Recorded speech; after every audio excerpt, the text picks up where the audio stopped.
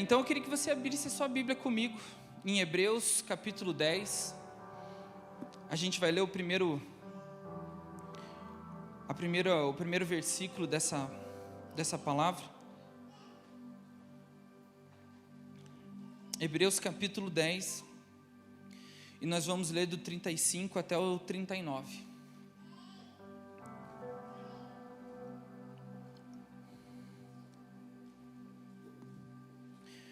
Hebreus 10, do 35 ao 39, fala assim: Por isso, não abram mão da confiança que vocês têm, ela será ricamente recompensada. Vocês precisam perseverar, de modo que quando tiverem feito a vontade de Deus, recebam o que Ele prometeu. Pois em breve, muito em breve, aquele que vem virá e não demorará. Mas o meu justo viverá pela fé, e se retroceder, não me agradarei dele.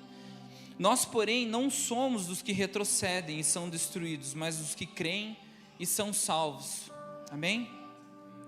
Eu não sei se você lembra, mas há um tempo atrás, o Farley, acho que foi até no final de um culto, não sei se foi domingo, ou sábado, não lembro, mas o pastor Farley disse uma frase, e essa frase veio muito ao encontro do que Deus vinha falando comigo nos últimos meses.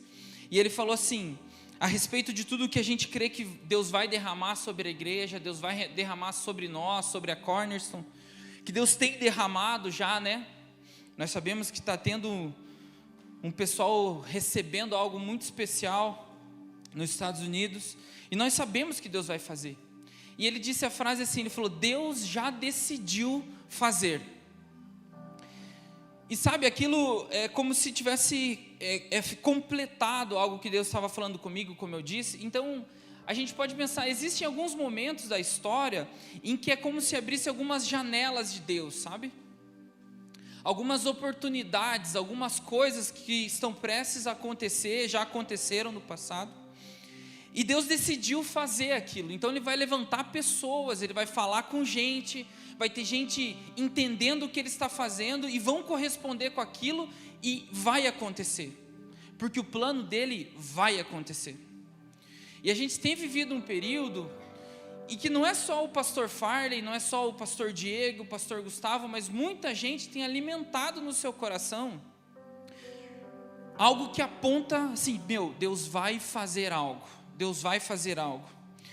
Eu não sei se você já viu um esporte assim light, esporte para todo mundo que quiser praticar, pratica. Que é aqueles caras que saltam da montanha, mergulham lá embaixo, sabe? Que tem os caras a Red Bull normalmente faz os eventos, que o cara pula de um penhasco, lá de cima. Maluquice completa, né? Na verdade, os caras são completamente loucos. Mas ontem, até quando eu estava durante o culto aqui do Rocks, e eu estava orando e estava pensando até mesmo a respeito de hoje, e veio um sentimento muito grande no meu coração, de que com certeza, pelo menos pode ser que seja só para mim, eu acredito que tem mais gente aqui com isso também, mas se não tiver ninguém, para mim irmão, então já está valendo. Mas eu acredito de verdade, no meu coração, de que tem muita gente que está assim, na beira de um penhasco. E você tem um mar lá embaixo, você não sabe o que tem lá, você não sabe a profundidade daquilo, você não sabe o que vai acontecer se você pular. Muitas coisas podem acontecer com uma pessoa que toma uma atitude de pular, 30 metros de altura. Mas é como se eu sentisse Deus me chamando para pular dentro de alguma coisa, de algum movimento dEle, de algo que Ele vai fazer, que eu não vou ter controle nenhum, eu não vou saber o que é, mas eu estou nesse momento, ou eu pulo, ou eu desisto e volto para trás. Eu não posso ficar ali, na beirada, assim, não sei se você já foi a alguma piscina que tem trampolim, que às vezes vem umas pessoas que ficam lá em cima, daí, pode passar, né? Ou num parque aquático, né, que tem, não, pode passar, não. 45 minutos o cara está lá ainda, não pode, eu estou tranquilo, não preciso ir. A pessoa fica indecisa, sabe?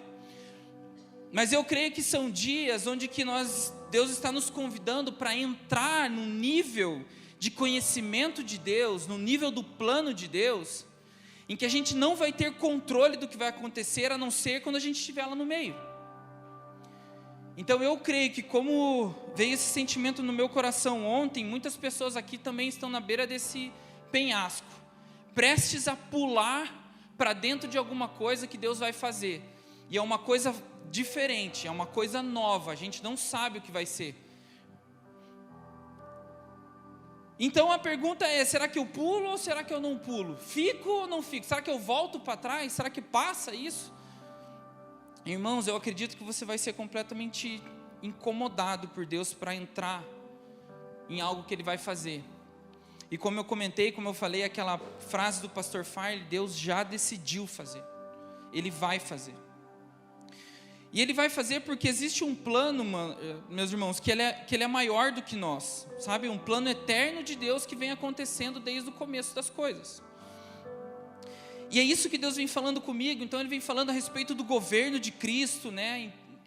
Em todo esse plano, a respeito de que a vontade dEle já foi estabelecida e essa vontade é imutável, a respeito da nossa responsabilidade frente a esse plano nos nossos dias, e que também a necessidade que Deus tem de que o povo dEle ouça as suas palavras, entenda o que Ele está fazendo e corresponda. E aí a gente precisa olhar para dentro de nós e entender que esse plano não diz a nosso respeito. Nós estamos passando pelo plano. Nós estamos na nossa breve jornada de vida, curta, como, né, o rei Salomão fala que é como se fosse um vapor. Eu acho que foi a Ana que falou disso, né? A Ana do Ana na conferência. Mas a nossa vida é efêmera, passageira, completa. E nós estamos dentro desse plano de Deus, e às vezes a gente até acha que tudo tem a ver com a gente, sabe? Não, Deus vai fazer alguma coisa aqui, Deus vai fazer comigo, Deus vai fazer agora, aqui na nossa igreja, vai ser mais especial que tudo, porque a gente é os queridão de Deus.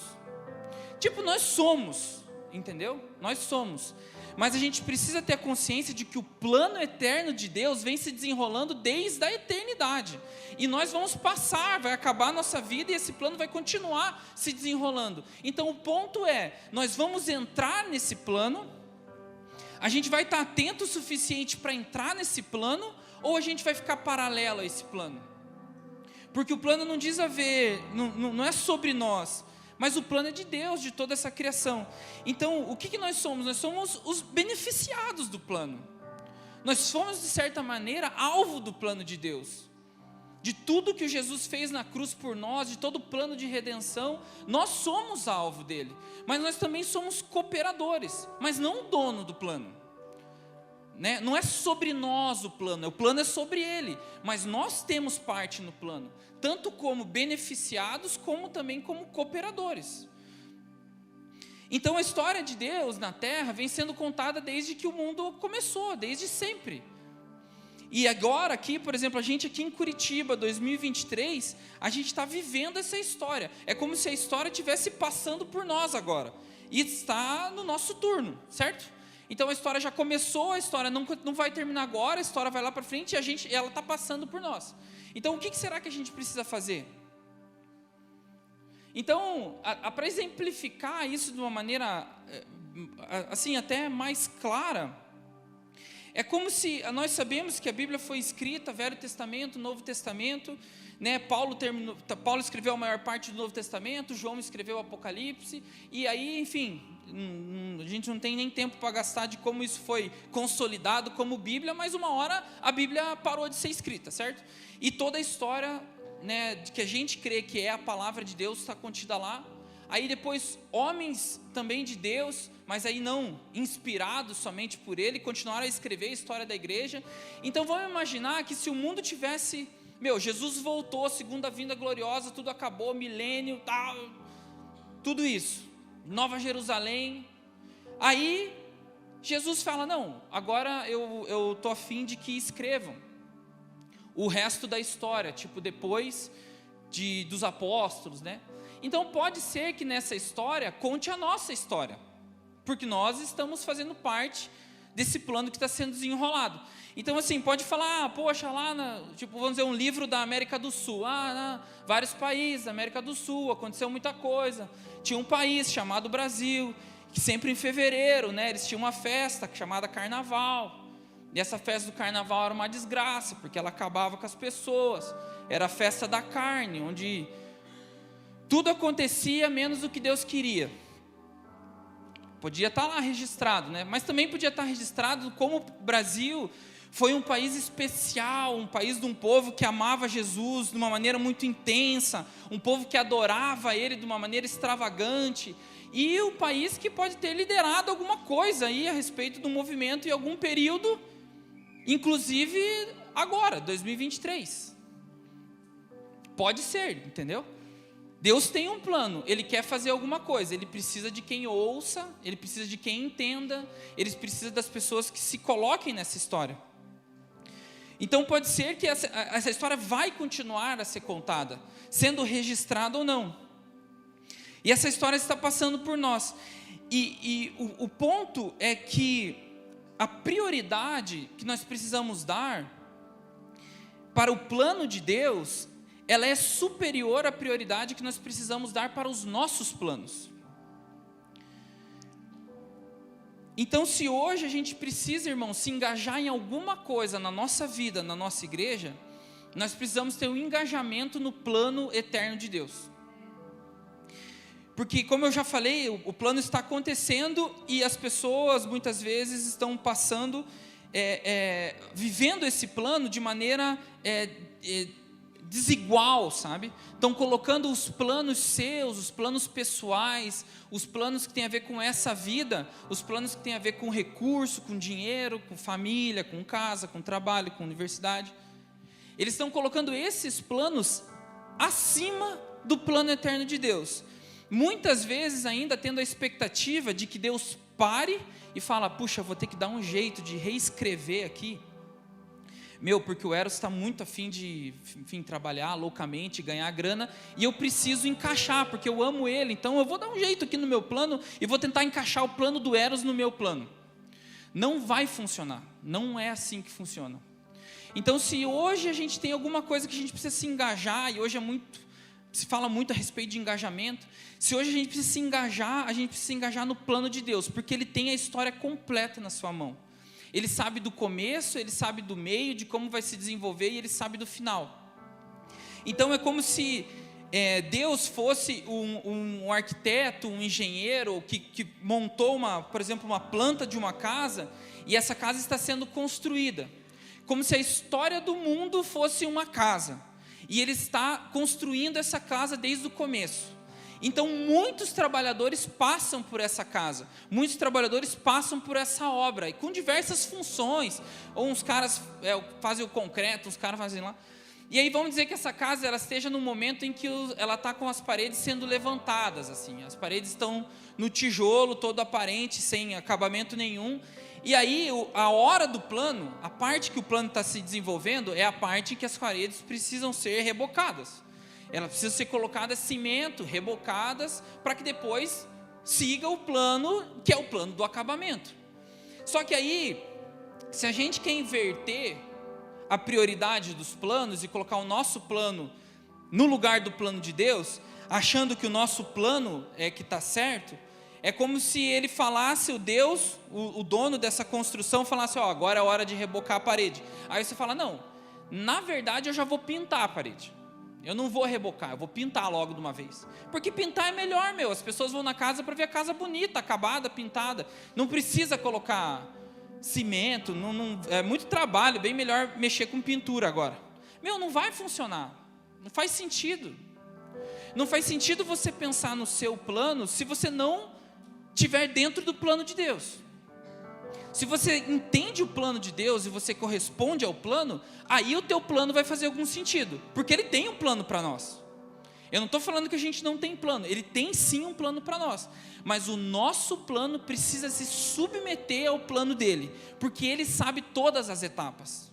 E tem alguma coisa que está acontecendo agora, que Ele sabe como que vai acontecer, e Ele precisa de trabalhadores para essa hora do plano, e Ele nos levantou para esse momento da história. Cabe a nós correspondermos com isso da maneira que Ele quer, e não da maneira que nós achamos que precisamos corresponder, e também no tempo que Ele quer, não no tempo que nós achamos que a gente precisa corresponder.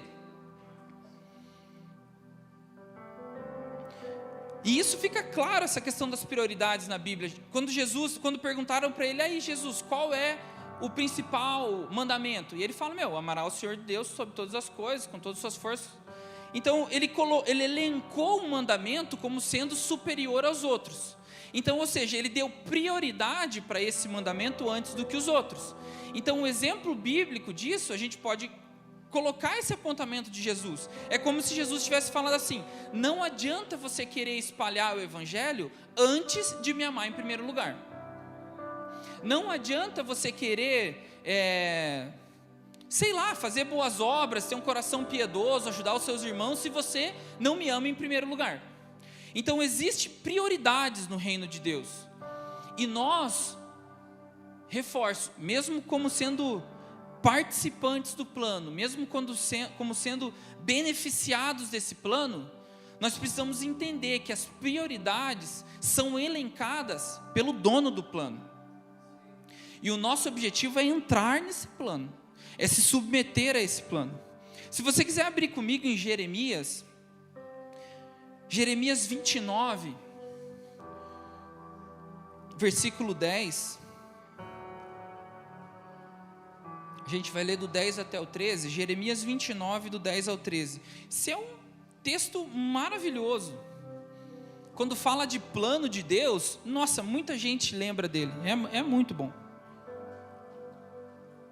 Jeremias 29, do 10 ao 13, fala assim: assim diz o Senhor, vocês ficarão na Babilônia durante 70 anos, depois disso eu virei e cumprirei todas as boas promessas que lhe fiz, e lhe trarei de volta para casa. E essa é a parte que a gente adora. Porque eu sei os planos que tenho para vocês, diz o Senhor, são planos de bem e não de mal, para lhe dar um futuro pelo qual anseiam. Naqueles dias vocês clamarão por mim em oração, e eu os ouvirei, me buscarão de todo o coração e me encontrarão. Então é maravilhoso, Deus tem planos para nós. Mas eu queria que você guardasse no coração, porque a gente vai falar um pouquinho disso mais para frente. Eu vou me esforçar que não seja tão para frente. Vamos lá, alguém? Vamos lá, somebody, né? E aí, porque assim, na primeira parte desse texto, no 29:10, ele fala, assim diz o Senhor, vocês ficarão na Babilônia durante 70 anos. Depois disso, eu virei e cumprirei todas as minhas boas promessas. Então, eu quero que você guarde isso, que esse versículo tão precioso a respeito dos planos de Deus por nós, profetizado por Jeremias, ele é carregado por uma submissão dos planos de Israel frente aos planos de Deus. Mesmo de Jeremias declarando isso, que os planos de Deus são tão grandes, esse é uma parte da Bíblia, uma parte da história de Israel, onde Deus simplesmente, oprimiu Israel por conta de que eles estavam querendo fugir do plano deles. E depois de voltar ao plano de Deus, aí sim ele falou, eu tenho planos para vocês também. Então, ele tem os planos por nós, mas o plano dele que é prioritário. A gente até não tem a capacidade de entender completamente o plano de Deus na sua totalidade, até porque a revelação das coisas, elas são progressivas também. Deus vai revelando as coisas. A Bíblia fala de que muitas vezes ele encobriu os planos dele para os homens. Então, a gente não pode também querer achar que a gente vai saber todo o plano. Por isso que na verdade é mais simples do que parece. A gente só precisa entender que tem um plano e a gente quer submeter o nosso plano ao plano dele. Ponto final. Você não precisa nem saber muito do plano, porque se você está no dele, está valendo. Se você está no dele, os seus planos que ele tem por você também vão dar certo. E até porque a gente precisa se submeter, porque se tem algum plano que pode ser frustrado, é o nosso, não o dele. Então, você sobrepor o teu plano ao plano dele, existe uma chance muito grande de você se frustrar. Isso é ruim. Aí muitas vezes as pessoas ficam anos frustrados, né? Porque, Deus acabou comigo, eu tinha planos de muitas coisas e não deu nada certo. Eu queria fazer tal coisa e não deu. Fica frustrado. Mas pode ser que a frustração foi porque, para que o plano dele funcionasse, ele tinha que frustrar o de Deus. E se tem algum que tem que ser frustrado, vai ser o nosso. E aí você não precisa abrir, mas Jó 42, do 1 ao 5, fala assim: então Jó respondeu ao Senhor e disse: bem sei que tudo podes, e nenhum dos teus planos podem ser frustrados. Tu perguntaste: quem é este que sem conhecimento encobre os meus planos? Então foi essa pergunta que Deus fez a Jó: quem é esse que sem saber o que está fazendo, está querendo encobrir os meus planos? Oi? Na verdade, falei do que não entendia. Aí Jó caindo em si, né? Na verdade, falei do que não entendia. Coisas que são maravilhosas demais para mim. Coisas que eu não conhecia. Disseste: escute, porque eu vou falar. Farei perguntas e você me responderá. Eu te conhecia de ouvir, mas agora os meus olhos te veem. Então, quando o Jó teve uma revelação de que as coisas que estavam acontecendo com ele eram inferiores daquelas coisas que Deus queria fazer no plano eterno, ele entendeu: cara, realmente eu não sabia o que estava acontecendo, me perdoa, Deus. E depois disso, inclusive, o que Deus voltou para ele, e ele pôde falar: hoje eu te conheço. Antes eu ouvia falar, mas hoje eu te conheço. Então, da mesma maneira que Jó tentou, se você sabe a história, se você leu o livro, você sabe que ele queria muito, uma audiência com Deus, né? Ele falou: não, Deus, eu quero conversar com você, porque alguma coisa está errado. Eu fazia muitas coisas certas, você sabe, eu fazia os sacrifícios, porque eu não sabia o que meus filhos estavam fazendo de errado, então eu sacrificava e deu tudo muito errado. Então eu quero sentar com você e discutir com você, porque eu acredito que o teu plano não está correto. Então a coisa é assim, nós não temos como negociar com Deus. Jó não conseguiu negociar com Deus. Sabe por quê? Porque se Deus decidisse negociar conosco, se Deus decidisse se moldar a nós, quem seriam os deuses? Seríamos nós, porque Deus não muda. E isso é muito bom quando a gente fala das promessas. As promessas que Ele fez para nós não mudam, porque Deus não muda. Mas se Ele falar assim: eu fiz um plano e ele vai acontecer, e eu sou Deus, e eu não mudo, aí às vezes fica meio pesado, né? Fica meio esquisito. Mas se Deus se moldasse aos nossos planos, quem seria Deus? Seríamos nós. Então a gente não tem como negociar. A nossa parte é receber isso, é entender, é amar o plano de Deus e participar do plano de Deus. E como nos nossos dias isso é tão difícil, porque nós estamos num momento do mundo, enfim, de tudo. Ontem a gente a gente foi almoçar com o Daniel, Calu, e a gente estava conversando a respeito de que como tem um negócio que eu nem sei o que é, se é um aplicativo, que é um site que você pergunta as coisas, o negócio o Gabriel estava falando, né? ChatGPT, mano, que coisa mais doida. Cara, o que você quiser tá lá, do jeito que você quiser, da maneira como você quiser, melhor até do que se você fosse fazer. Porque aquele negócio é como se você fala, é quase que assim, tipo um gênio da lâmpada, né? Me pergunte o que você quer, do jeito que você quer que eu faça para você. Então as coisas personalizadas para nós hoje são as melhores coisas. Aquilo que é feito para você, pensando em você, são as coisas boas da vida. Então você tem, um aplicativo que ele foi desenhado para você, ele é o melhor. Você tem um carro e você quer comprar um carro, você entra no site do carro, da fábrica, você escolhe todos os opcionais, você escolhe a cor da roda, a cor do banco, o que ele vai fazer. Cara, ele é personalizado para você. Às vezes é só você que tem. Ele não é igual para ninguém mais, é só você que tem. E aí quando alguém fala, cara, esse é bom. Esse é bom, porque ele foi feito exatamente para você, personalizado para você. A única coisa ruim é que quando a gente traz isso para uma ótica cristã do mundo, no mundo, a gente traz essa ideia do mundo para uma ótica cristã, a gente leva um choque. Porque Deus não personalizou o evangelho para nós. Ele sabe o que nós precisamos desde a eternidade, mas a gente não pode negociar os termos com Ele e personalizar o evangelho à nossa medida.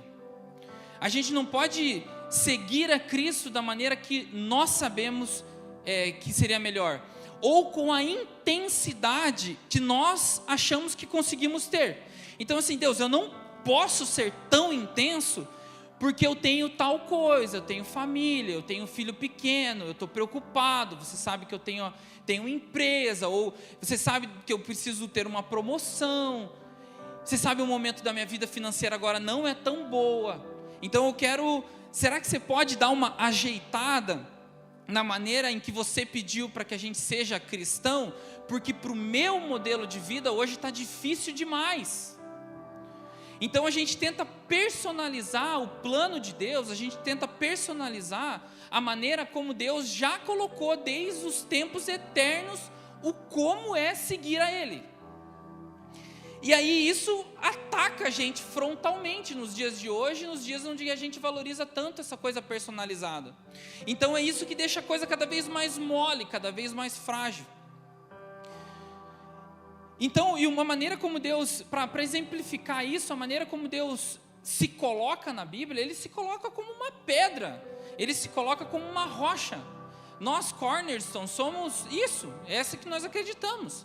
Ele é a pedra angular, é a pedra que os construtores rejeitaram e que Deus escolheu.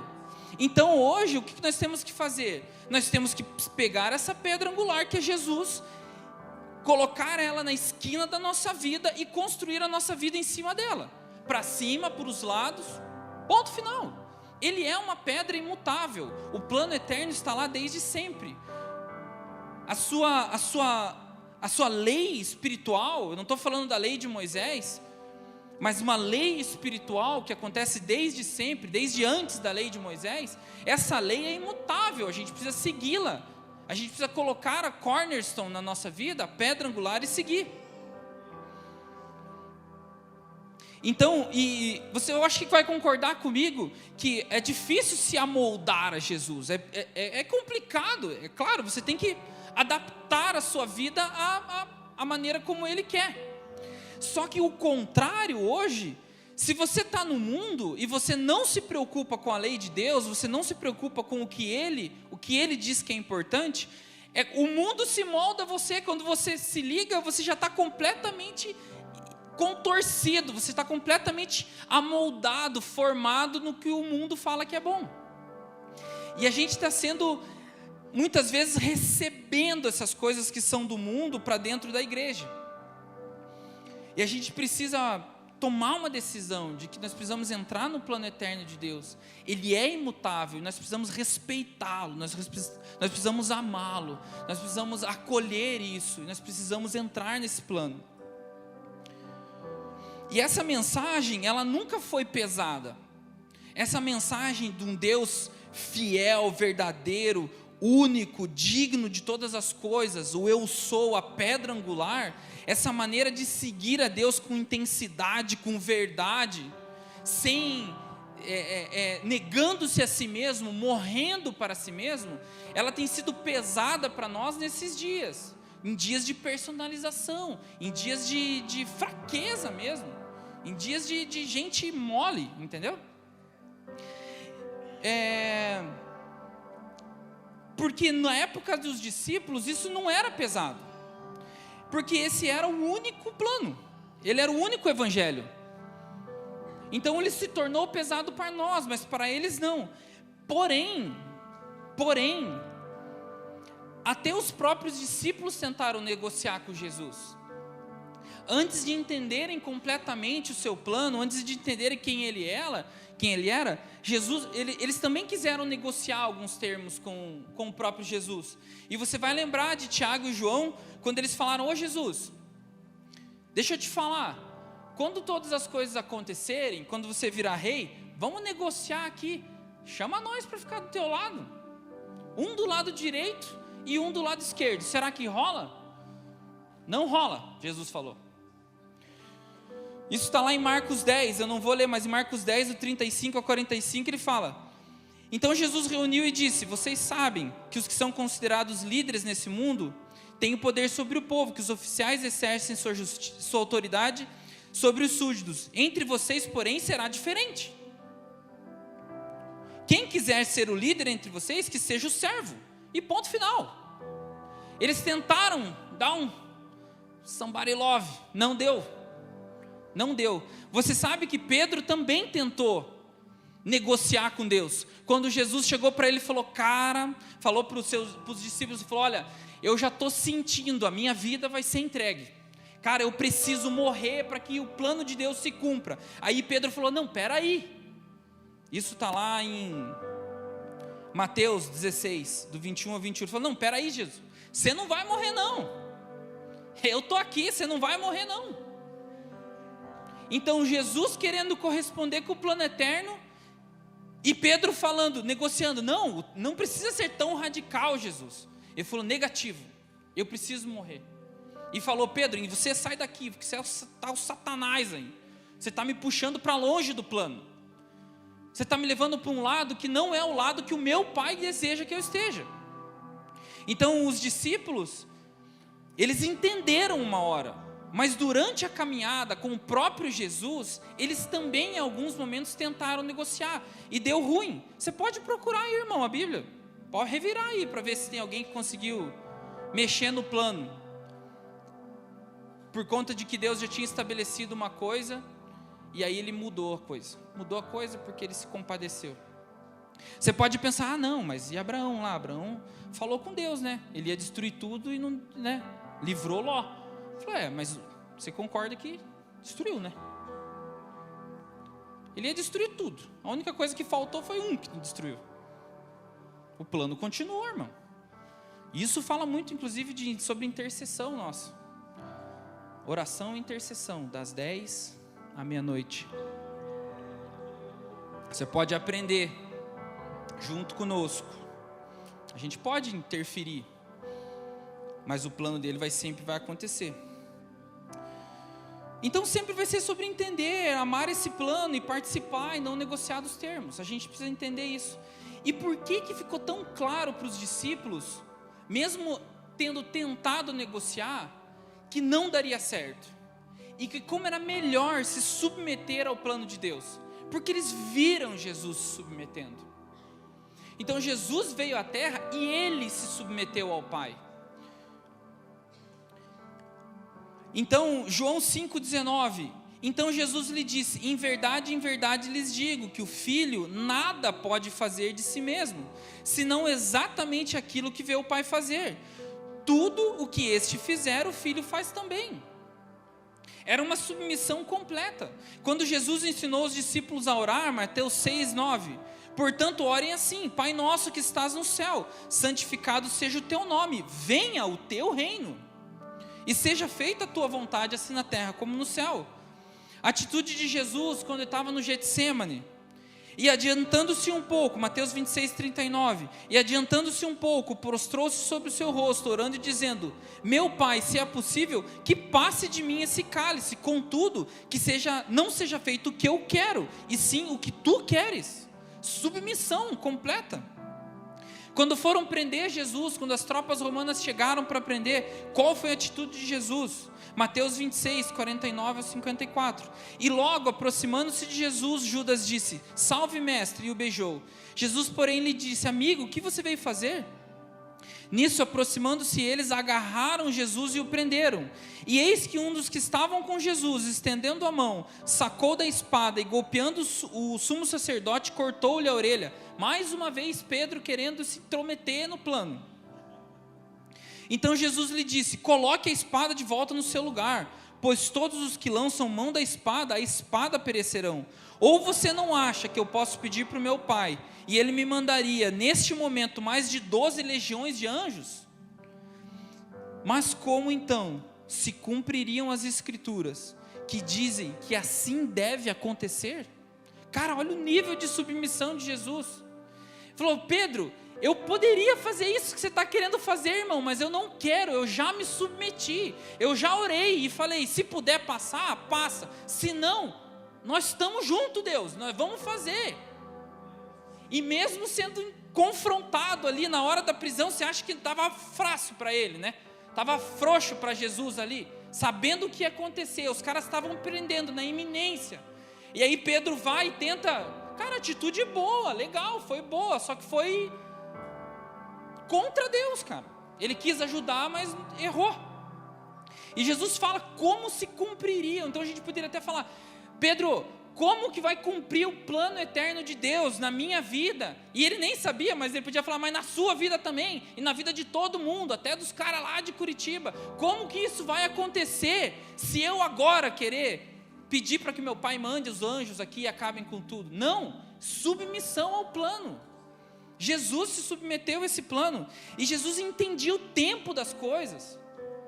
Então vai acontecer um tempo, em algum dia, ele vai se vingar disso tudo, sabe? Não dos homens, sabe? Não das pessoas. Ele não vai esperar aqueles caras ressuscitarem, agora vocês vão ver, porque agora olha eu aqui.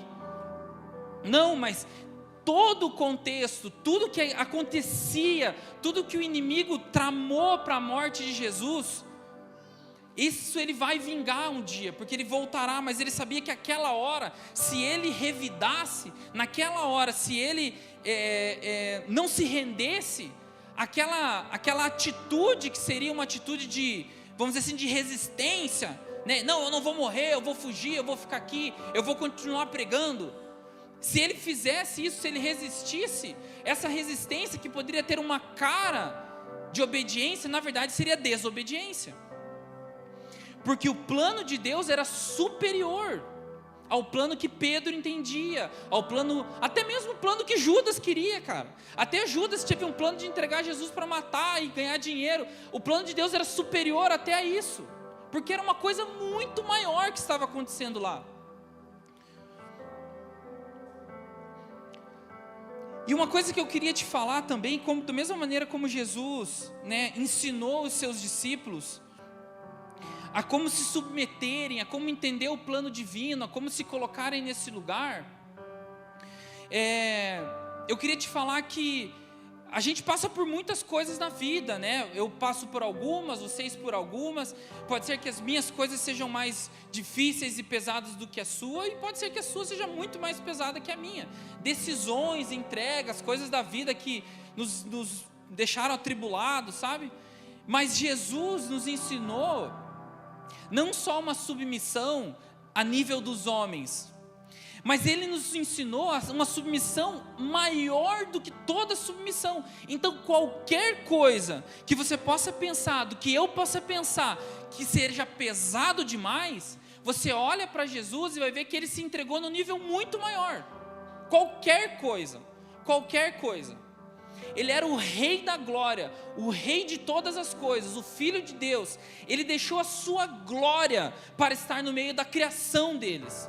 E ele nasceu na criação num lugar baixo, numa família humilde, nasceu numa manjedoura. O cara foi morto, pregado na cruz, espancado, cuspido, rejeitado. Então se alguém aqui, antes de nascer, era Deus, e veio para a terra para fazer alguma coisa que seja superior a morrer pelos irmãos, aí talvez você possa falar, não, Deus, o meu rolê é muito mais pesado. Mas eu acho que não. Então, para tudo, meus irmãos, que você pode olhar para dentro da sua vida, para tudo que você vai ter que reordenar de acordo com o plano de Deus, isso nunca vai chegar no nível da entrega que o próprio Jesus teve que entregar por você mesmo. Então ele ensina uma submissão de uma maneira pessoal. A Bíblia mesmo fala de que ele veio à terra e hoje ele é capaz inclusive de se compadecer de nós, porque ele viveu o que nós vivemos, mas ele viveu num nível muito maior. Então ele não pede para você fazer uma coisa que ele não fez. Ele não pede para você se entregar num nível maior. E se Deus não muda, se Jesus nos ensinou a submissão, se existe um plano de vida, o que acontece? Deus não muda, mas o homem muda toda hora. Nós mudamos toda hora. A Bíblia é recheada de coisas que falam a respeito disso, para que você não seja como, um caniço agitado de um lado para o outro, do vento de cá, vento de lá. Uma hora eu sou assim, uma hora eu sou daquele jeito. Por quê? Porque a nossa vida é completamente volátil. Se a gente não se amarra na pedra, certo? Se a gente não firma a nossa casa e coloca os alicerces dentro da rocha que é Jesus, a gente vai mudar toda hora, porque os ventos vão vir, irmão, as coisas vão acontecer, vão bater em nós, e vai bater forte. Só que se a gente não está firme nele, a gente muda, mas mesmo quando a gente muda, ele não muda. E quando nós mudamos, o que ele faz? Ele faz alguma coisa para voltar a gente para o plano. Então a coisa não está acontecendo paralela a nós, e ele está tipo assim, se os caras não entrarem, o problema é deles, porque o plano vai acontecer. Não é isso. Ele nos chama para participar do plano. Então hoje, quando eu falei a respeito de que a gente está tipo na beira de um penhasco para mergulhar, é ele nos chamando. Existe um plano acontecendo, e eu quero que você participe do meu plano. E se às vezes você mudou de ideia, às vezes você se dobrou em alguma coisa, Deus te chama para voltar a esse lugar, e a história mostra isso. Então, como eu falei, nós mudamos toda hora, e Deus não muda, e Ele não se molda às nossas mudanças, às nossas variações, porque senão, quem seria Deus? Éramos nós. E ao longo da história bíblica, você vai concordar comigo, muitas coisas aconteceram na história de Israel, e Deus sempre trazendo o povo, Deus trazendo o povo. Então a gente pode falar, logo na largada do mundo aí, na largada, os primeiros homens já pecaram, na largada, e ele já teve que mudar, deixa eu voltar. Primeiro homem, primeira mulher, já pecaram, pronto. Fim da história poderia ser, mas não é. Então Deus foi ajustando, teve consequências, mas Ele foi chamando o povo. Chegou uma hora que o mundo estava contaminado, então Ele falou, vou destruir tudo. Mas eu achei alguém, Ele achou Noé. Então sempre teve homens ligados com o que estava acontecendo, e homens que Deus pôde levantar naqueles momentos. Então Ele achou Noé, acabou com o mundo e começou uma história de volta com Noé. A gente pode ver, Deus começou uma história linda com Abraão, aí o filho dele, Isaac, aí o filho dele, Jacó, e a coisa já desgringolou de volta. O povo preso, foi para o Egito, vocês sabem a história, 400 anos, escravidão, não entendia o que estava acontecendo com o plano. Moisés, que era o libertador, também não estava entendendo, quis fazer de um jeito, Deus falou que era de outro jeito, foi para o deserto, 40 anos escondido, até que Deus aparece para ele e falou, Moisés, vamos fazer o plano? Será que dá para ser agora do meu jeito? Eu acho que já deu para entender. 400 anos no Egito, 40 anos no deserto, eu acho que deu para entender de que o jeito que você está querendo fazer não é o meu jeito. Você está querendo colocar o seu plano na frente do meu plano, mas eu tenho um plano, e esse plano inclui você. Vamos libertar? Então bora, então vamos. E aí eles libertaram o povo. E o povo que mudava, no deserto, irmão, uma hora estava adorando, uma hora estava reclamando, uma hora bom, uma hora ruim, uma hora Deus mandava praga, uma hora acabava as pragas, e aí vinha a glória e o povo se arrependia, e os caras já sabem que, aí teve o sacerdócio, e os caras falaram, não, todo mundo pode ser sacerdote, me dá os incensários aí, Arão, deixa para mim, que eu vou queimar incenso aqui, não é para vocês só. O que aconteceu na história, vocês sabem, né? Os caras pegaram os incensários, colocaram incenso e foram queimar fogo. A terra só abriu, mano. A terra só abriu e engoliu todos eles. Esse é o plano, cara. Deus tem um plano, o plano vai se cumprir. A gente só tem que ser um pouco mais atento para que não precise chegar nesse ponto, né? Da terra abrir, nos engolir, para tirar a gente da bobagem que a gente está fazendo. Então a história foi assim. E um período específico da história, que foi talvez um dos períodos mais tristes de Israel, mais terríveis de opressão, e eu acho que exemplifica muito essa história de Deus amando um povo, mesmo que às vezes eles se voltem contra Deus, mas Deus querendo trazê-los, e Deus tendo que tomar atitudes extremas para trazer o povo para o plano, falar, não, eu tenho uma coisa para vocês. É o período justamente que a gente leu aquele texto de Jeremias, que fala a respeito dos planos de Deus, que são altos, são mais altos do que os nossos, é o exílio da Babilônia. Porque, irmão, o Israel foi dividido em duas partes depois do reino de Salomão. Existia o reino do norte e o reino do sul, existiam 2 reis, por isso que é meio estranho, até meio esquisito ler a Bíblia lá, reis, crônicas, você fica meio confuso, uma hora um rei é um, outra hora é outro, na verdade é porque tinham 2 mesmo, né? Tinham 2 capitais, 2 reis, só que aconteceu que os 2 pecaram, tanto o reino de Israel, o reino do norte, o Efraim, enfim, eles pecaram todos, e Judá e Benjamim, o reino do sul, sede lá em Jerusalém, pecaram também, os 2 pecaram, os 2 estavam fazendo errado, e Deus precisou ter uma medida extrema, para trazer o povo de volta para Ele. E sabe, meus irmãos, eu queria falar uma coisa para vocês, eu queria abrir meu coração, de verdade, eu não seria doido de trazer para mim uma responsabilidade de falar a respeito do nosso tempo, como sendo apontar, não, é isso que está acontecendo, cara, eu quero que você julgue, eu quero que você deixe isso descer no seu coração, eu só quero repartir isso com vocês, que são meus irmãos, que nós somos a mesma família aqui, para a gente falar sobre isso. Mas existe um texto que fala a respeito desse período, e eu quero que você leia ele comigo, que é em Oséias 6, abre lá, Diego, 47 minutos já, coloquei aqui, preocupado,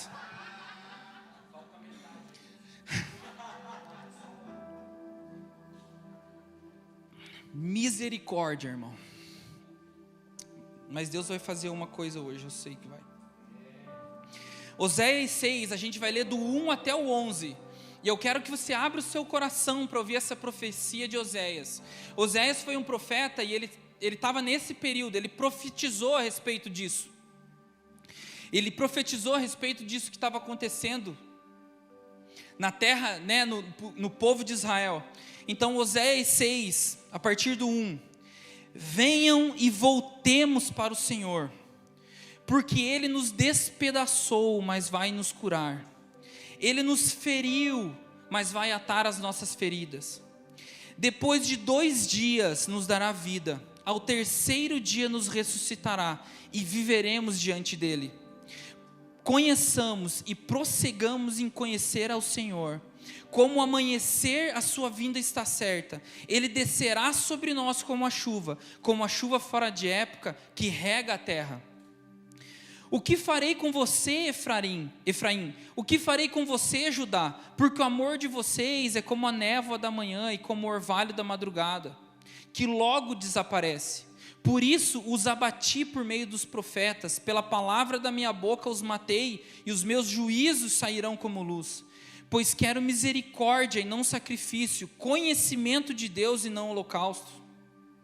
Mas eles transgrediram a aliança como Adão, eles foram infiéis a mim. Gileade é a cidade dos que praticam a injustiça, manchada de sangue, como bandos de assaltantes que espreitam alguém. Assim é a companhia dos sacerdotes, pois matam no caminho de Siquém, praticam perversidades. Veja uma coisa horrenda na casa de Israel. Ali está a prostituição de Efraim, Israel se contaminou. Também você, Judá, será ceifado quando eu remover o cativeiro do seu povo. Então, irmãos, ele denuncia alguma coisa acontecendo em Israel. E ele aponta, Deus vai os despedaçar. Mas ele também fala, mas Deus os curará. E irmãos, se você vê ali nos primeiros versículos, ele fala assim, ó, depois de 2 dias vos dará vida, ao 3º dia nos ressuscitará. Irmão, Oséias está olhando para Jesus aqui já.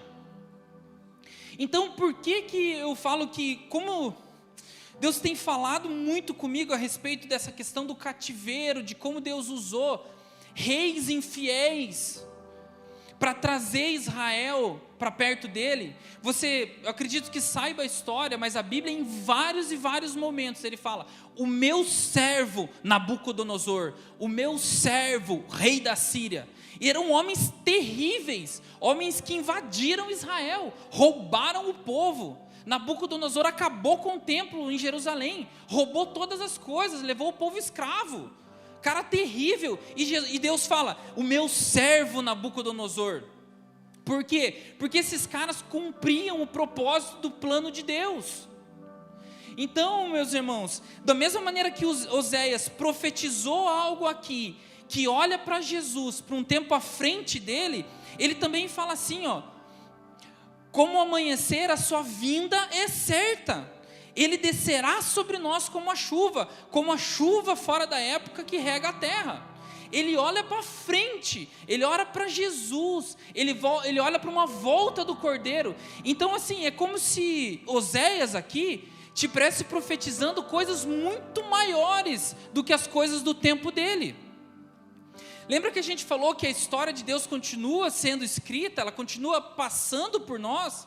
A gente vê a Bíblia várias vezes fazendo profecias de coisas que são para o nosso tempo, para agora, coisas que não se cumpriram no período bíblico. Então nós estamos vivendo coisas que os profetas de Israel profetizaram. Nós recebemos coisas de Jesus que homens de fé enormes não viram com seus olhos.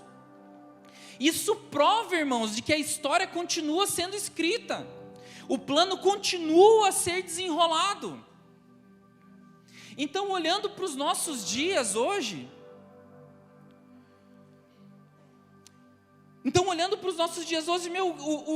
o que está acontecendo, será? O que Deus quer fazer, será? E Deus é tão maravilhoso que Ele consegue mexer com todas as coisas e com todo mundo ao mesmo tempo. Cara, Deus está fazendo alguma coisa lá nos Estados Unidos, naquela universidade. Cara, Ele está fazendo lá. Mas será que o que Ele está fazendo lá é o que Ele vai fazer aqui? Não sei.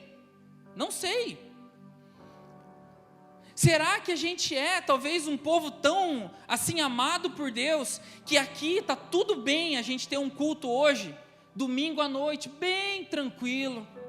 Tem gente que ainda acha que está tão tranquilo que não precisa nem vir, está em casa. Nossa, mano, que liberdade nós temos hoje. Mas tem alguns irmãos que não têm essa liberdade que nós temos. Irmãos oprimidos, no Oriente Médio, os cristãos morrendo.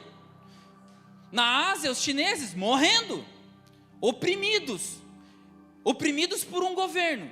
Então, o que a gente pode pensar? Não, para os chineses, para o pessoal lá do Irã, sim, eles devem ter pecado do mesmo jeito que Israel pecou. E aí Deus está tendo que usar o governo perverso deles para trazer o povo de Deus. E daí você olha aqui para o Brasil e fala, nosso povo está bem bala, né? Bem de Deus. Mas a gente tem essa liberdade. Então, o que será que a gente tem de melhor do que esse povo? O que a gente tem de melhor do que nossos irmãos na Venezuela, será? Possivelmente nada. Mas ele tem um plano desenrolando. O plano que está desenrolando para nós é o plano que está desenrolando na Venezuela. O plano que está desenrolando por nós é o plano que está desenrolando nos Estados Unidos. O plano que está desenrolando aqui é o plano que está desenrolando no Irã. Mas o que Deus vai fazer aqui? O que Ele quer de nós aqui? Alguma coisa está acontecendo. E nós vamos fazer o quê? Hoje nós sabemos que nós temos liberdade. Ponto positivo. O que a gente vai usar? Né? Para que a gente vai usar essa liberdade? Ponto de interrogação. Se você soubesse que hoje você teria mais, sei lá, um mês, até que o governo do Brasil, sei lá o que fizesse, mas implantasse um governo estilo Venezuela aqui, o que você iria fazer? O que eu iria fazer? Qual seria o nosso engajamento na oração? Qual seria o nosso engajamento com as coisas de Deus? Se você soubesse que a sua casa seria tomada de você, qual seria a sua resposta a Deus? Qual seria a sua resposta a Ele? Nós vivemos hoje num país com uma liberdade muito grande. Graças a Deus. O que a gente precisa é entender, está um plano acontecendo no mundo inteiro. Deus está querendo voltar para a sua noiva. Essa noiva precisa ser limpa, ela precisa ser ataviada. Tem coisas que nós precisamos fazer para contribuir com o plano eterno de Deus. E Ele está nos chamando. Você vai entrar para o plano, será? Quem são aqueles que, como o próprio Jeremias, um cara, o profeta. Jeremias viveu a vida dele inteira, dentro praticamente de uma Jerusalém sitiada pela Babilônia. A vida de Jeremias foi profetizar contra os próprios sacerdotes de Israel, que falavam mentiras, que profetizavam coisas do próprio coração. Eles falavam que o cativeiro não seria nada, e Deus falava para Jeremias: você vai lá e você vai falar que eles estão lascados. E ele ia lá e falava: vocês estão lascados. E aí ele voltava para casa chorando: Deus, eu não vou mais falar, porque eu não aguento, é só isso, eu só profetizo coisa ruim, eu não vou mais falar do seu nome. E aí ele fala: mas como eu não vou falar do seu nome? Se o meu coração queima, é como um fogo encerrado nos meus ossos, e eu não posso me conter. Então Jeremias viveu num tempo terrível. Tem alguém aqui melhor que Jeremias? Eu não, né? Se alguém tiver. E nós não estamos vivendo a opressão de Jeremias. Então será que Deus ama mais nós do que Jeremias? Não sei. A palavra é essa. Duas perguntas. Te falo duas palavras. Não sei. Então como nós vamos usar essa liberdade? Como nós vamos trazer essa realidade do plano eterno de Deus para a nossa vida? E sabe, eu queria falar para vocês de como Deus tem nos trazido para dentro do plano. Minha esposa está ali. Eu conversei um pouco com o Daniel até ontem. Eu e a Andressa, essa sexta-feira que vem, a gente faz 16 anos de casado já. E então a gente já se conhece há muito tempo, a gente está junto há muito tempo.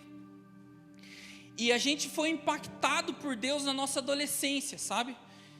Teve um momento, alguma coisa aconteceu, sabe quando falam daquilo, alguma coisa aconteceu no anos 2000 e tal, aconteceu conosco. Nós estávamos lá, e Deus acabou com a nossa vida. A partir daqueles dias, daqueles encontros, a nossa vida não foi mais a mesma, não foi. A gente foi completamente impactado por Deus, por conhecer Deus. E se você me perguntar o que Deus fez, eu não sei. Eu só sei que tem alguma coisa dentro de mim que, me atrai para Deus, e é isso. Não consigo mais. Só que no meio desse processo, em que a gente casou e tudo, nossa, o Diego vai pegar o violão já.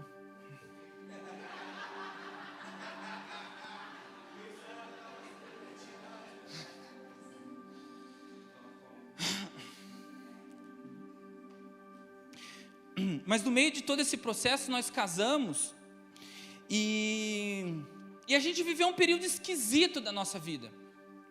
Um período onde a gente não se desviou de jeito nenhum, a gente não se desviou. Só que a gente ficou desconectado, a gente não entendia o que estava acontecendo na igreja, a gente achava que a gente tinha uma coisa melhor, e a gente queria tentar viver isso sozinho, a gente queria tentar achar pessoas que queimavam como a gente queimava e tal, e a gente começou a viver uma coisa meio estranha na nossa vida, sem desviar.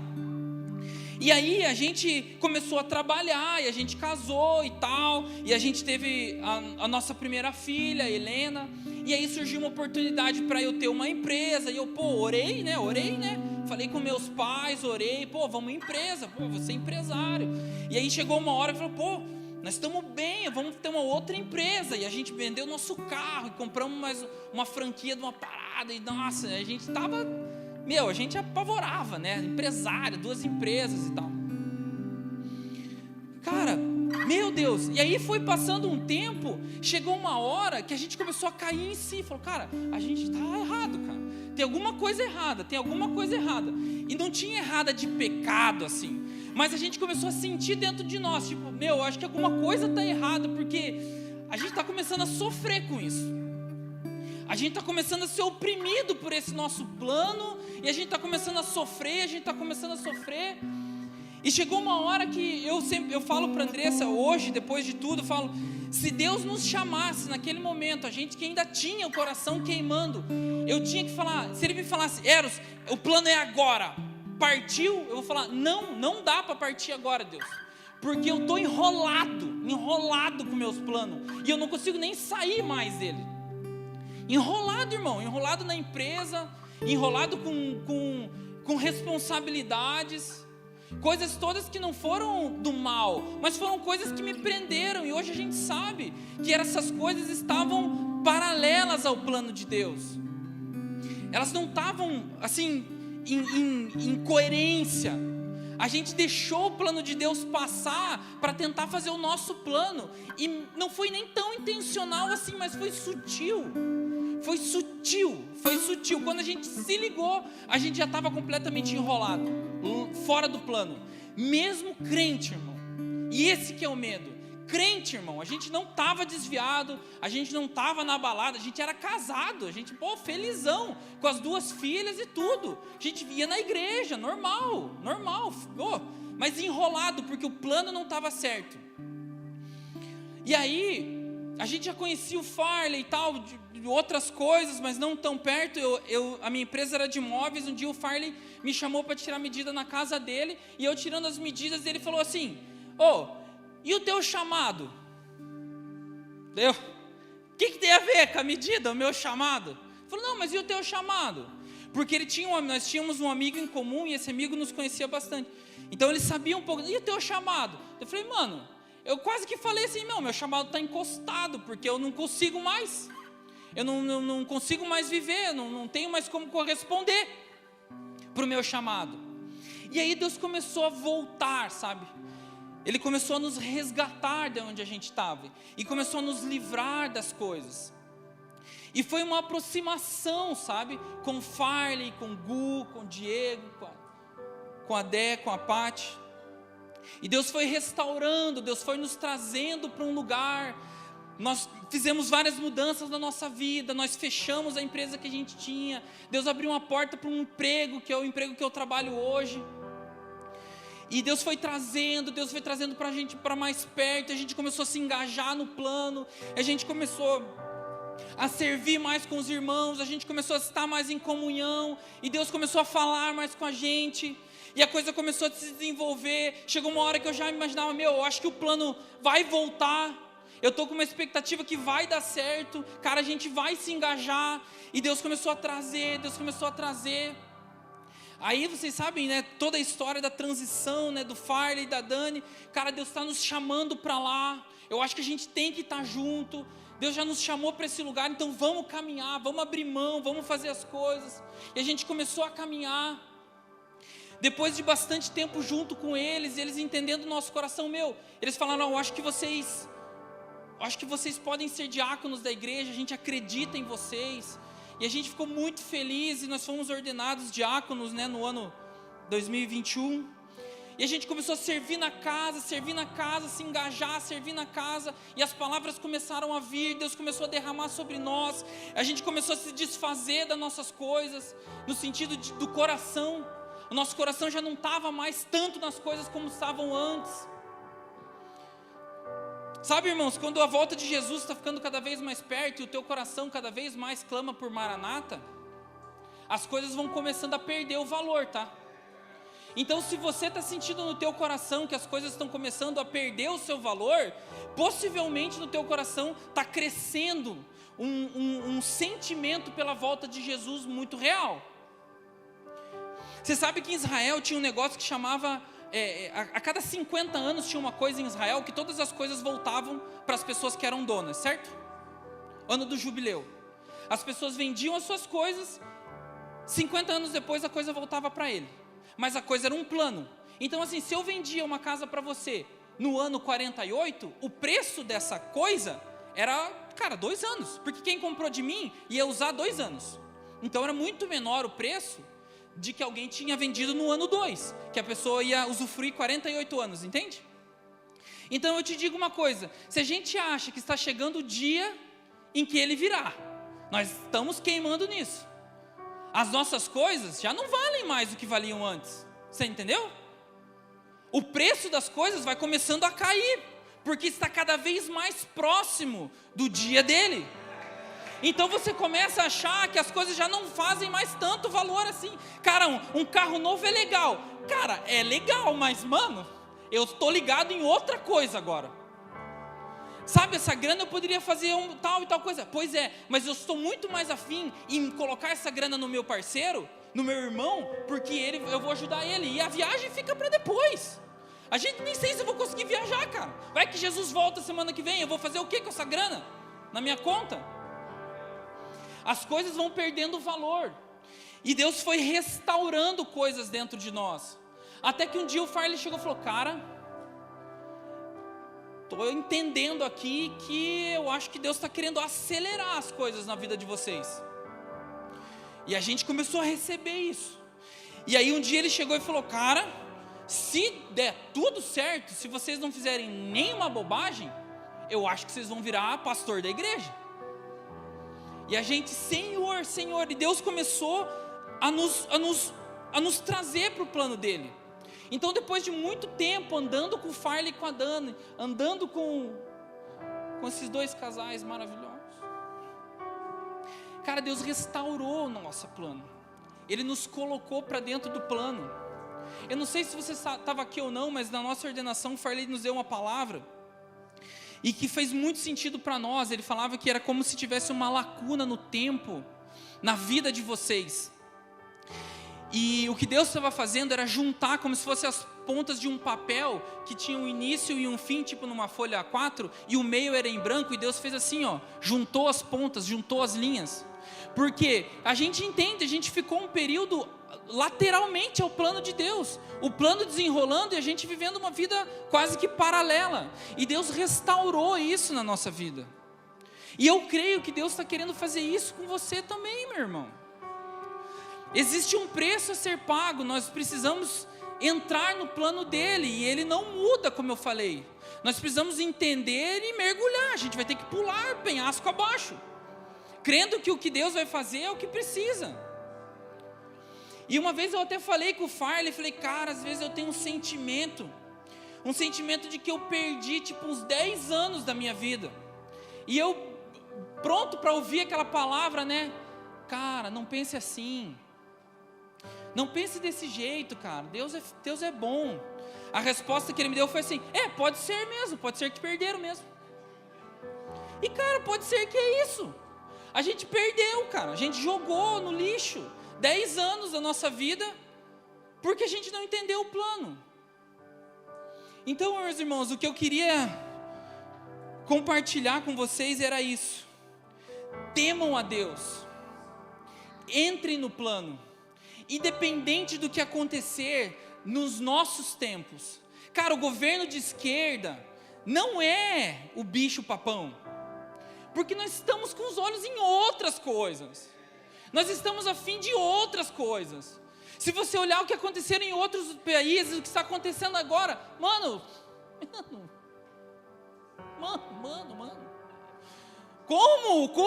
Como que a gente vai ficar tão preocupado com isso? Não estou falando para não ficar, mas como? Compara, cara, compara com coisas que estão acontecendo no mundo. Compara com coisas que Deus está fazendo no mundo, cara. A gente não pode ficar assim tão preocupado. Entregar as nossas coisas a Deus. E se a gente sabe que Ele está voltando, se a gente sabe que Ele vai fazer alguma coisa, como o Farley falou, Deus já decidiu fazer alguma coisa, a gente só não pode ficar parado, esperando. Eu até falei, é como se a gente fosse pegar um ônibus e está vindo uma tempestade, e você está parado, esperando, torcendo, tomara que o ônibus venha antes só, que a tempestade não me pegue, mas eu não faço nada. Essa coisa da igreja escapando dos problemas, essa coisa da igreja escapando, até mesmo da tribulação, escapando, porque Deus protege. Cara, e a Bíblia? Você queima a Bíblia na hora que Deus não, entre aspas, não protegeu o povo dele? Cara, o povo foi oprimido por Deus, através dos governos, e a coisa continuou assim, depois dos apóstolos, ora é governo bom, ora governo ruim, ora o governo ajuda, ora o governo atrapalha, ora você é contra, ora você é a favor. O plano é paralelo, cara, o plano de Deus é do outro mundo, Ele é celestial, Ele é global, Ele não tem a ver com o Brasil só, Ele não tem a ver com a Cornerstone. O nosso interesse é o que você quer fazer aqui. De todo esse plano, o que você quer fazer aqui? Porque nós estamos aqui. Nós somos um povo que clamamos para que Ele venha aqui em Curitiba. Se alguma coisa de terrível acontecer no Brasil nos próximos meses, e Deus estivesse mudado para cá, mano, pode ter certeza, não vai acontecer coisas aqui. E se acontecer, a gente vai estar tão mais maravilhado, tão mais dedicado às coisas dele, que era como se nada tivesse acontecendo. É isso que a gente precisa viver, é isso que a gente precisa gastar nosso tempo. Pode vir, mano, meu Deus. Mas irmãos, eu espero de verdade, sabe, que você tenha entendido como se fosse um entendimento de que eu entendo e vocês não entendem e agora vocês... Não é isso. Como eu falei, eu quero compartilhar o meu coração para vocês. Eu quero abrir o meu coração com a minha família. Eu quero que a gente busque junto essa coisa, sabe? Eu quero que esse entendimento a respeito de Jesus e do seu plano se espalhe no nosso meio. Se espalhe por vocês, por quem não veio, por todo mundo. Que a gente se engaje no que Deus está fazendo na terra. Que a gente se engaje no que Deus quer fazer com a sua noiva. Que a gente se engaje com isso. Que a gente não fique esperando no ponto, sabe? As coisas estão acontecendo e a gente está parado. A gente preocupado com coisas da terra. A gente preocupado se a gente vai ter mais ou menos coisa. Casa nova, casa velha, mudo para a praia, não. Vou viajar ou não vou. A gente não pode ficar preocupado com essas coisas. A gente vive na terra, eu sei disso, mas a nossa cabeça está no céu, irmão. A nossa expectativa está em algo que transcende a nossa vida. Jesus nos preparou uma recompensa em algo que é depois da nossa vida. É algo do céu, não é aqui. Não é aqui. O nosso propósito aqui só vale a pena se tiver a ver com o plano dele. Se não tiver a ver com o plano dele, você vai viver uma vida frustrada. E você vai chegar no final dos seus dias, você vai chegar diante dele. Pode ser que você entre, pode ser que você seja salvo, mas todas as suas obras vão ser queimadas pelo fogo. E tudo que a gente pode ter feito numa vida que seja diferente do plano de Deus, não nos vai valer de absolutamente nada. Nada. E, irmão, eu vou te falar uma coisa, eu não estou só a fim de ser salvo, irmão. Eu não vivo essa vida só para ser salvo. Se talvez você tenha na sua cabeça que a vida cristã se resume em ser salvo e não ser salvo, eu te falo, meu irmão, tem uma eternidade de coisas que são além de ser salvo. Do mesmo jeito que tem uma eternidade de coisas a partir do momento que você se santifica. Às vezes a gente vive a vida assim, eu vivo a vida cristã para se santificar, achando que a santificação é o fim. Tipo assim, eu sou um crente bom, quando eu for muito, muito bom, eu paro de pecar, e aí é só esperar. A santidade é a largada, a linha de largada da vida cristã é a santidade, irmão. Tem uma linha no chão assim, ó, que é logo depois da porta. Jesus é a porta e nós passamos pela porta. Tem a porta, já tem uma linha escrito santidade. Então se você não passou a santidade para viver o que Deus quer, você está tipo dentro do batente da porta. Você não deu um passo para dentro da vida que Deus quer para você. É nisso que nós estamos interessados. É nas coisas celestiais, é nas coisas mais altas. Irmão, e eu nunca sei o que fazer quando termina. Mas, irmão, eu acho que a gente tem que orar, cara. Eu tenho que orar, eu sempre tenho que orar, entendeu? Quando termina e uma coisa fala comigo e eu acho que, essa coisa, eu preciso orar, eu preciso me entregar, eu preciso fazer alguma coisa, eu preciso falar: Deus, eu estou aqui e eu quero fazer essa coisa. A gente às vezes nem sabe tudo. Às vezes, não, nem às vezes, todas as vezes Deus te mostra só o próximo passo da sua vida. Ele nunca te mostra o plano inteiro, nem da sua vida, muito mais o dele, mas nem da sua vida. Então se você tem alguma coisa no seu coração hoje, mesmo que seja o mais simples de todas, e você tem certeza que Ele te pediu para fazer, faça hoje. Mesmo que você pense: cara, isso não vai mudar nada na minha vida, isso é tão simples, isso é tão pequeno, Deus não está falando para eu mudar daqui lá para a Ásia, Deus não está falando para eu vender a minha casa e se mudar de cidade. Não, às vezes é uma coisa simples. Faça. Fale assim: Deus, eu quero entrar no seu plano. Eu ouvi a sua voz falando comigo, e a única coisa que eu quero fazer é: sim, Senhor. Sim, Senhor. A nossa vida tem que ser essa. Sim, Senhor. O seu plano é o melhor para nós. Se os governos estão nos oprimindo, sim, Senhor. Está tudo bem para mim. Mas você está perdendo dinheiro. Sim, Senhor. Sim, Senhor. Faz o que você quer da minha vida. Se você está ganhando muito dinheiro, sim, Senhor, obrigado. O que eu vou fazer com esse dinheiro? A nossa resposta sempre tem que ser essa: sim, Senhor, eu vou corresponder. Porque se chegar no nosso turno, que a coisa apertar, irmão, se a coisa apertar no nosso turno, eu te digo uma coisa: como a gente vai fazer aquilo? Falar: não, Senhor. Até a liberdade, até mês passado eu estava dentro, 100%. Mas agora que apertou, Senhor, não, me tira daqui, me muda de país. Então eu não sou louco. Eu quero te falar que eu não sou louco, entendeu?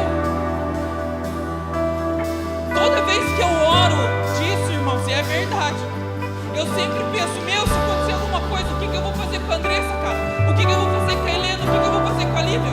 E se Deus falar para eu sair do meu emprego já? E se Deus sei lá o que eu vou fazer com eles? Eu sempre oro: Deus, você ama mais elas do que eu. Deus, teu plano é maior para elas do que eu. Eu não vou conseguir proteger elas tanto quanto você. Você tem um plano para elas muito maior do que eu. E sim, Senhor, o que eu vou fazer, cara? Como que a gente vai reter? Como que a gente retém uma coisa diante do Deus que entregou tudo?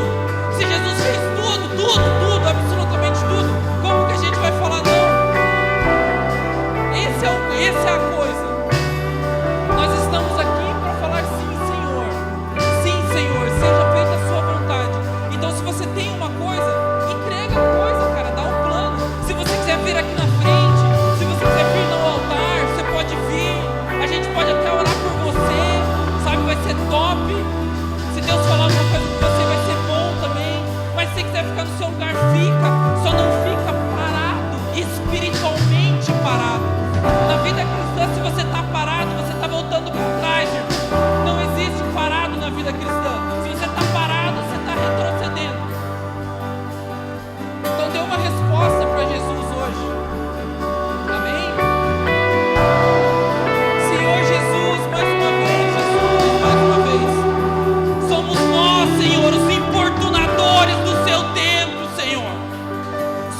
nós, Senhor, os que batem na porta todos os dias. Senhor, somos nós aqui diante do seu trono mais uma vez, pedindo para que você olhe para nós.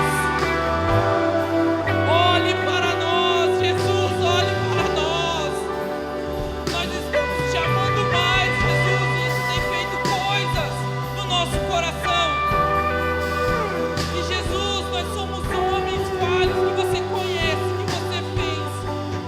Envia, por favor, o teu Espírito Santo sobre nós para nos capacitar para viver a vida que o Senhor quer que a gente viva.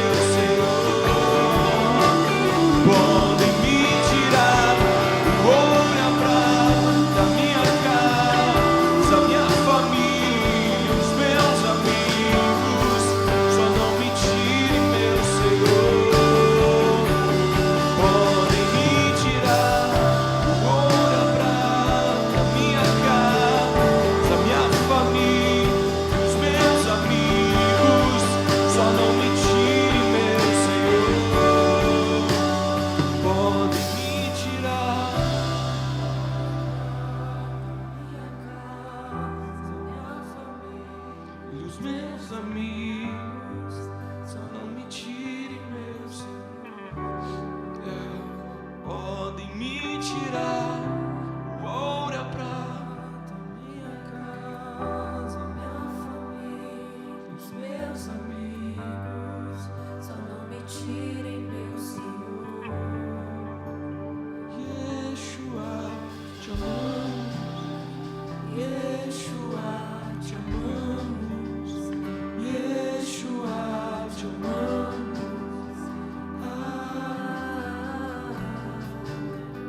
Yeshua, te amamos. Yeshua, te amamos. Yeshua, te amamos.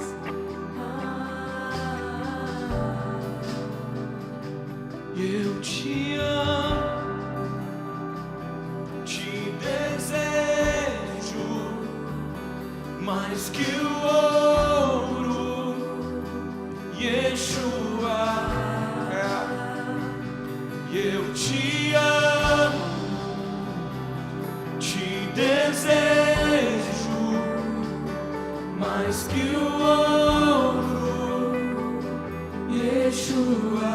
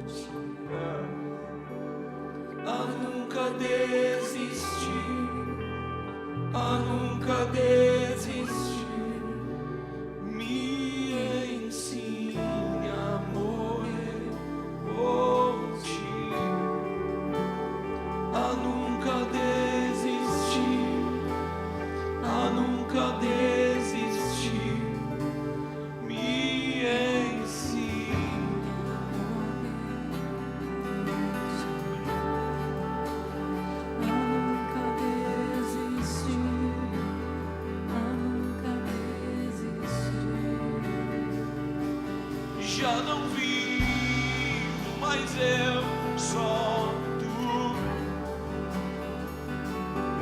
Já não vivo, mas eu só tu. Já não vivo, mas eu já não vivo.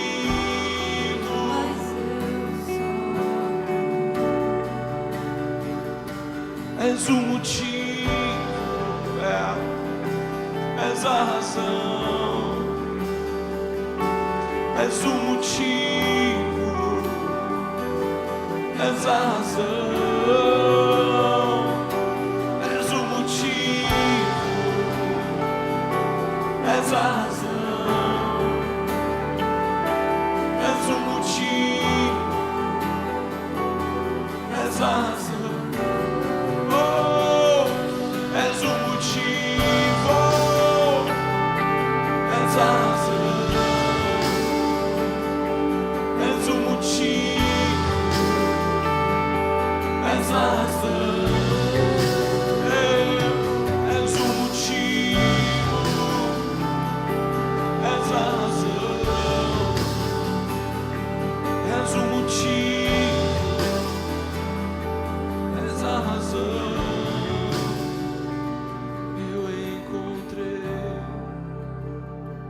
Eu encontrei o motivo para viver, o motivo para morrer.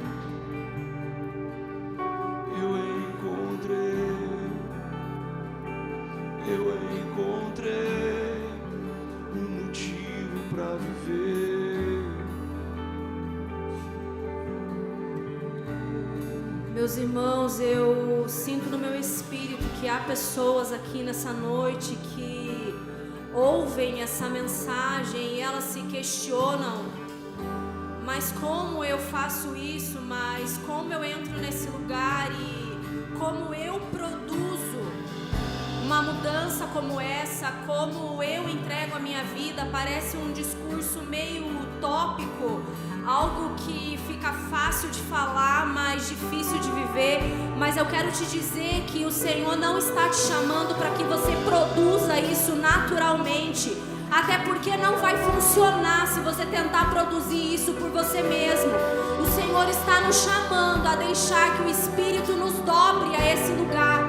Em nome de Jesus, nós precisamos nos submeter à ação do Espírito em nós, para que Ele gere essa mudança em nós, para que Ele gere esse lugar de submissão, para que Ele gere essa entrega, para que Ele gere essa fome, Ele gere essa dependência.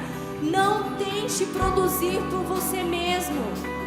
E eu oro nessa noite, em nome de Jesus, que todo medo de viver essas coisas vá embora em nome de Jesus.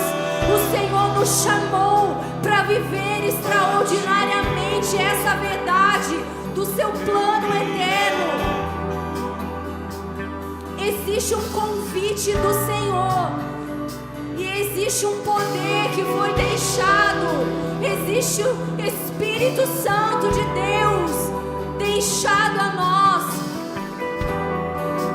para que Ele nos sustente, para que Ele gere isso em nós, para que Ele nos suporte nessas coisas. Se renda a esse poder nessa noite em nome de Jesus.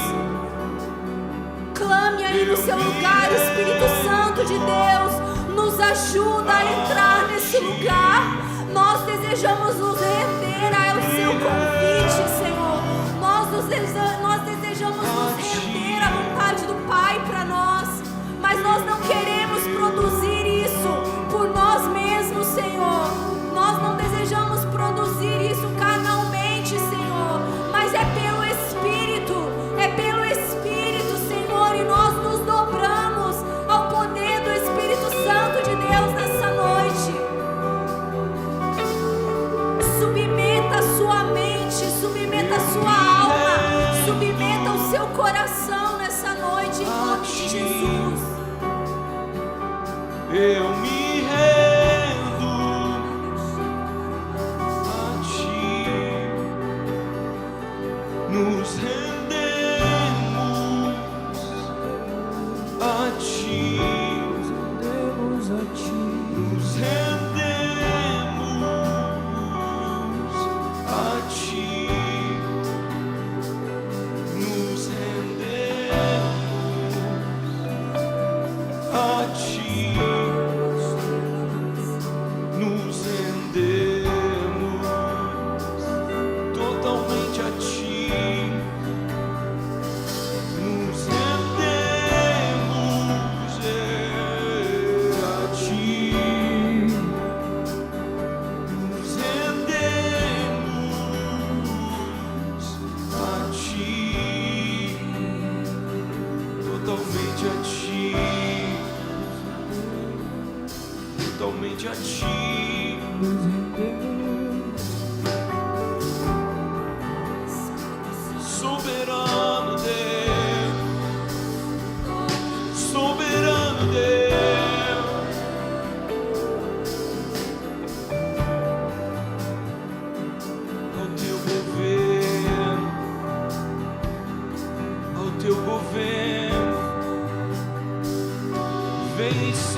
Senhor por completo.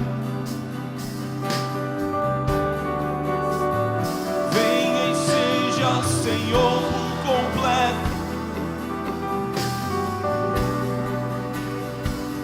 Fura nossa orelha, fura nossa orelha, fura nossa orelha, escravo por amor. Ei, fura nossa orelha, fura nossa orelha, fure nossa orelha, escravo por amor, escravo por amor a ti, a ti, a ti.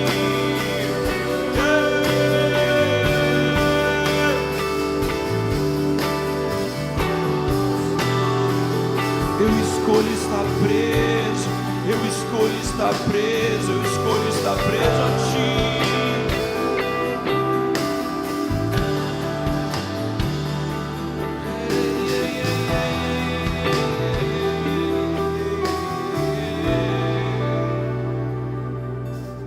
Renuncio à liberdade para viver tua vontade, meu Senhor e Redentor.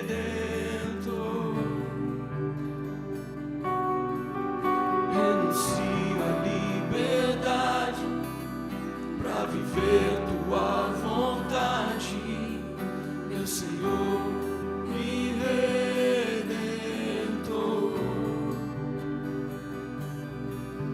Renuncio à liberdade para viver tua vontade, meu Senhor e Redentor. Renuncio à liberdade para viver tua vontade, meu Senhor e Redentor. Escravo por amor,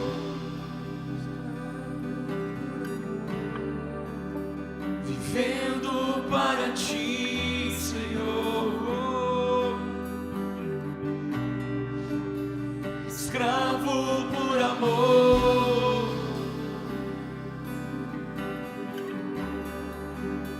vivendo para ti, Senhor. Fure minha orelha,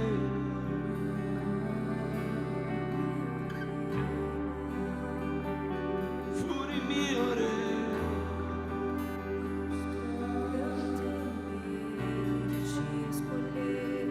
Eu escolho estar preso a ti.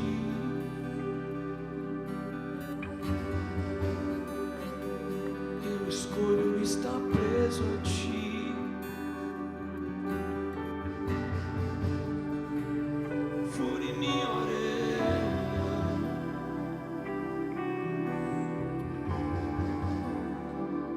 fure minha orelha.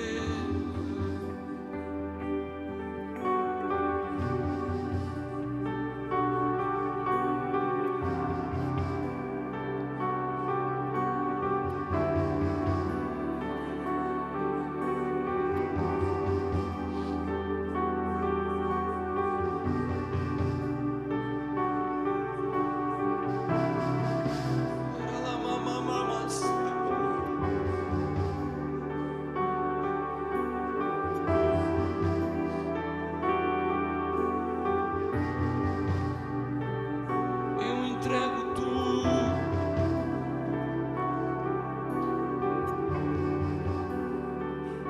Eu entrego tudo.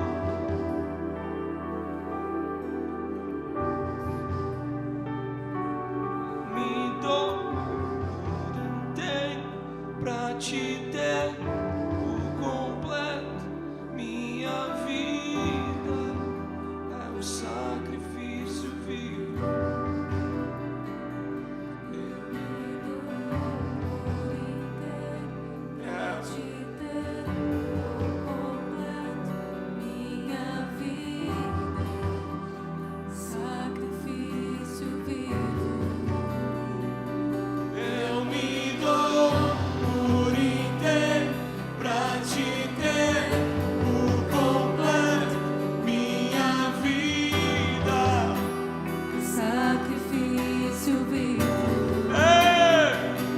Eu me dou por inteiro pra te ter por completo minha vida. Sacrifício vivo. Eu me dou por inteiro pra te ter por completo. Minha vida, sacrifício vivo. Eu me dou Por inteiro, pra te ter por completo. minha vida. Sacrifício vivo. Ei, eu me dou por inteiro. Pra te ter por completo. Minha vida, Sacrifício vivo. Eu me dou por inteiro pra te ter. completo. Minha vida, sacrifício vivo. Sacrifício vivo. Sacrifício vivo. Sacrifício vivo. Sacrifício vivo.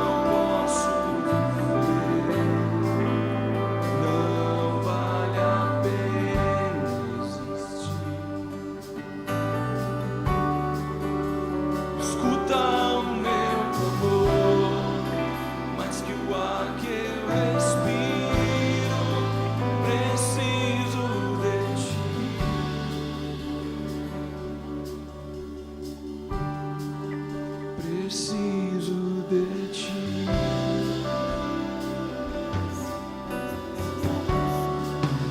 Preciso de ti.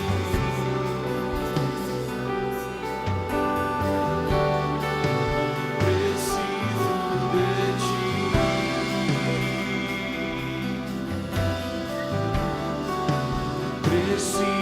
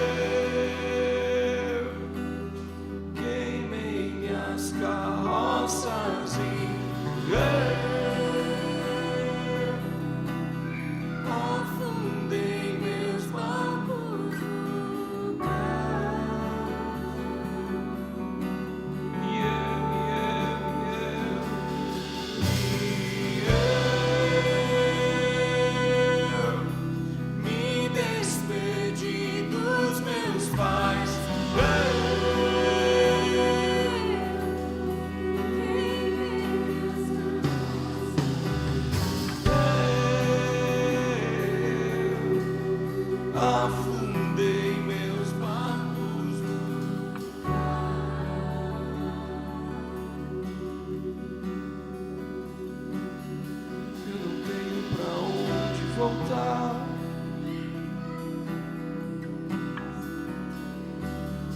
Eu não tenho pra onde voltar. Tudo eu deixei pra trás.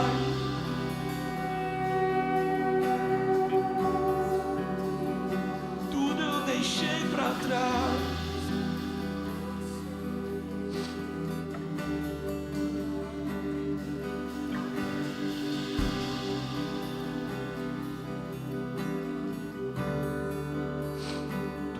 Deixei pra trás.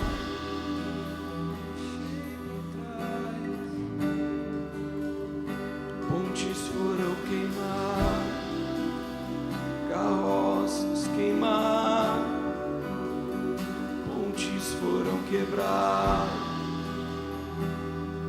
carroças queimar. Meus olhos estão em ti. Meus olhos estão em ti.